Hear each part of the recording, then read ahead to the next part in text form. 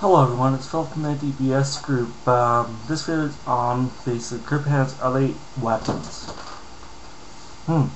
It's a good question. Are they or aren't they? One side of the debate says they are not weapons. The other side of the debate, which actually the side I'm on, says that they are weapons.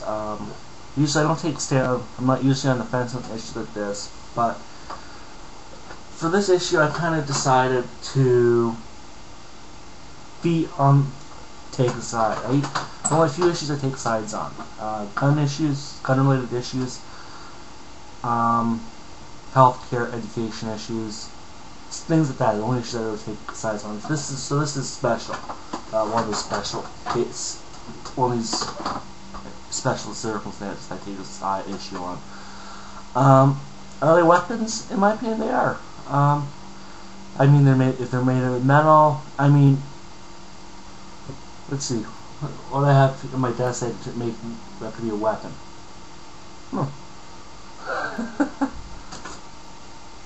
Comb. If you can make it a weapon, I can make a weapon out of this, no problem. Simple. You can make a weapon out of just anything. Plastic, metal, wood. Okay? Well, I wouldn't consider, to me this is actually, I consider this a tool. But, oh, this one actually is a dull blade. It's a crappy blade. I wouldn't use this as a weapon, defensive tool. I'd hurt myself. Personally, I would never use this as a weapon. My multi-tool, which is not handy right now, which I on the desk, that's not. That's used as a weapon as well. Glass. Broken glass. If you look hard enough around where you're sitting right now watching this, I guarantee you can at least find 10-15 items that can be used as a weapon. Well, see, I have my little knife I used to use just in the kitchen.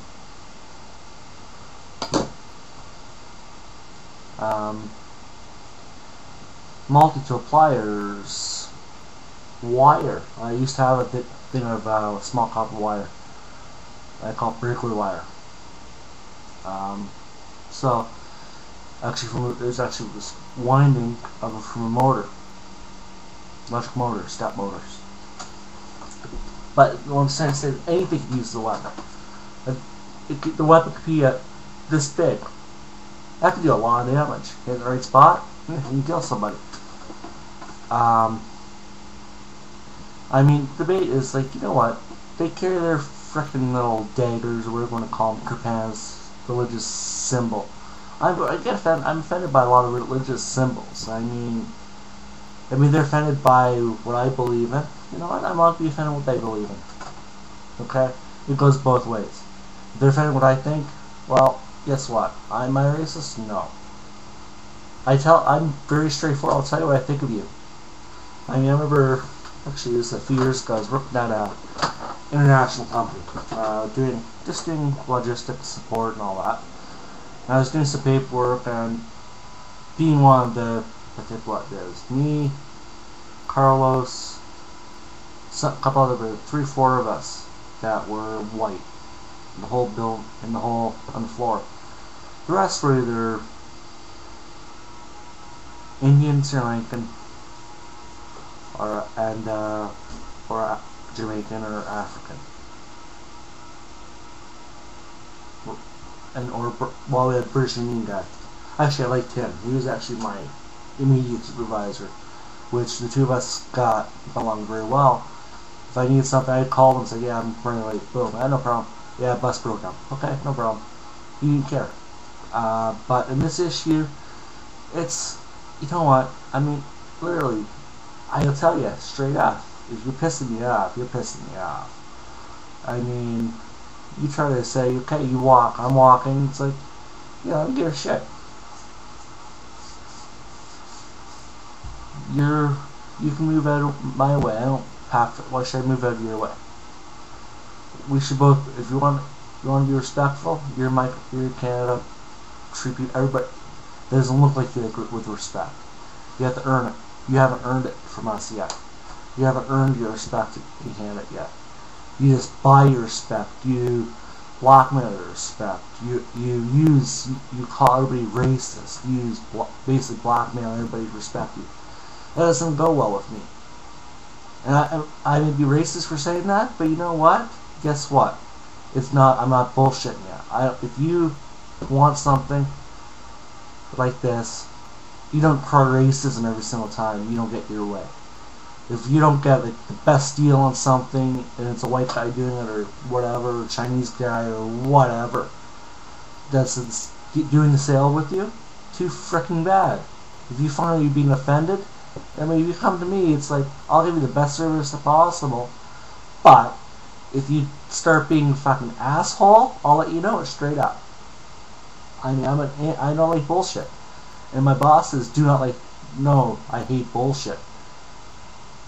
They know I hate bullshit, and that's what I like, because I set everybody straight. Customers, co-workers, shop. I basically run the shop for them half the time, because I keep the guys in line. So, think about that for a couple minutes.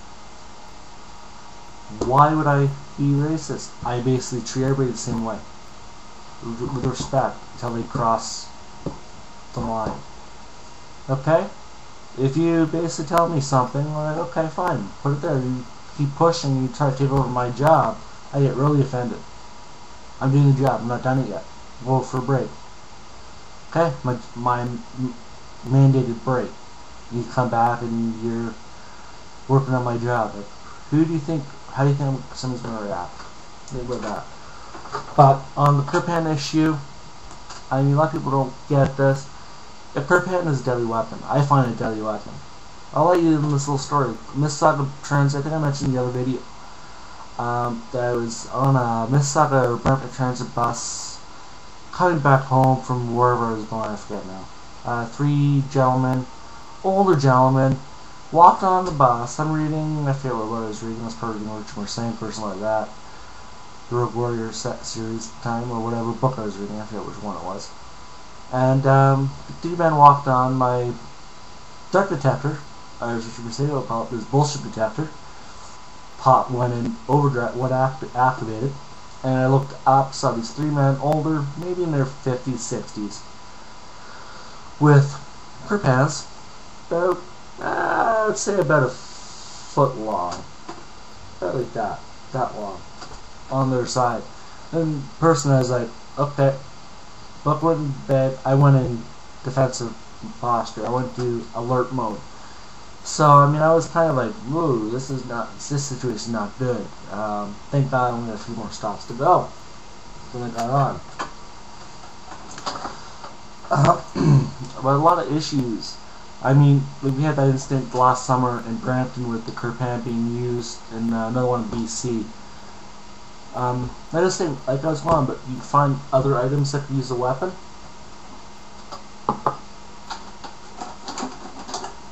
Pen, pencil, another one.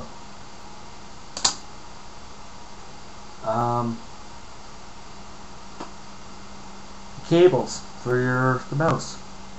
You use a cord. You use your mouse as a weapon. Well, you use anything as a weapon. Cable for the camera. I'm using it now. Fork, spoon. You'd be surprised if you can pick it as a weapon. Truly, if you can come up with a plan, ingenious. I mean, yeah, ingenious. This little one right here, these are only the weapon. Yeah, I know. Don't look down. Don't yell. But yeah, how many times do you see people using a fork as a weapon? Not too often. Very effective weapon, I might add. Pen, good weapon. Broken off, as I said. A lot of things can be used as weapons. People don't accept that. I mean, so if you allow the sheiks to carry a Kirpan around with them, you might as well allow concealed carry in Canada. Fair is fair. Sorry to say. I'd say I'd rather have a gun in a knife fight than a knife in a gunfight, personally.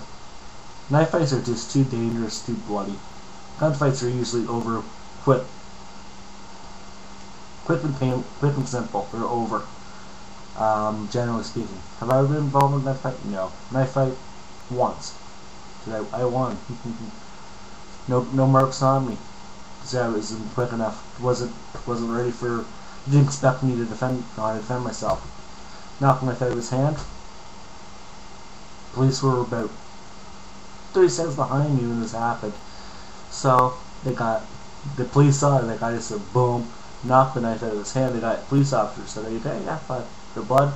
Fine, no blood, no cuts." The other guy was a lot worse off because when I knocked it, the knife came in and went into his, kind of cut him when I knocked it. So there was no charges. I was defending myself. And officers there was like, "Oh wow, I'm impressed." We just went boom, just bleeding air off his side. Right, I hit him in the right side of the face. And as I was doing that, my knee was coming up.